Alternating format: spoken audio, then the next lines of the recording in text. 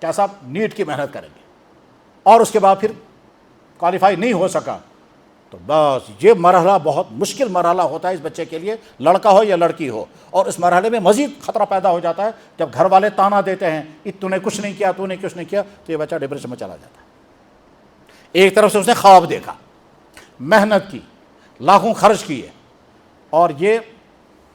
جو کوچنگ کرانے والے ہیں،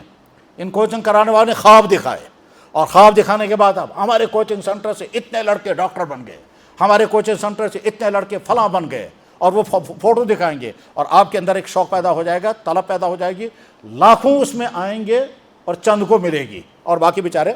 ٹینشن میں چلے جائیں گے. بلکہ کبھی کبھی لگتا ہے یہ سارا سسٹم جو ہے یہ صرف لاٹری ہے. کبھی کبھی لگتا یہ ہے یہ سارا سسٹم کیا ہے، لاٹری ہے، کہ بس چند کو سیٹیں دینی ہیں اور لاکھوں سے پیسہ کھینچنا ہے.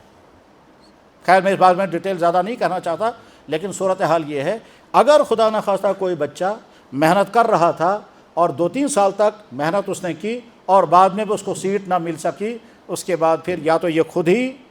ٹینشن میں چلا جاتا ہے، اور یا پھر گھر والے تانے دیتے ہیں، اور یا پھر رشتہ دار تانا دیتے ہیں، اور اس کے بعد پھر کہتا ہے میں نے محنت کی تھی، نتیجہ نہیں نکلا، اب ادھر سے بھی تانے ادھر سے بھی تانے، اور اس کے بعد بے شمار بچے ٹینشنوں کا شکار کا، ڈپریشن کا شکار. میں نے بڑے دردناک واقعات دیکھے ہیں، دردناک بچوں کا، لڑکیوں کا حال دیکھا. اس لیے میں کہوں اپنی صحت کو بچائیں ان تمام غلط چیزوں کے کھانے سے جو آپ کی صحت کو تباہ کریں گی.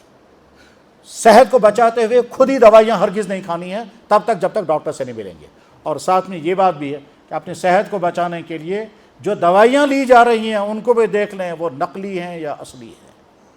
کیونکہ ہماری مارکیٹ میں دوائی کے نام پر بہت کچھ اور ہے وہ دوائی کی پیکنگ کے ساتھ.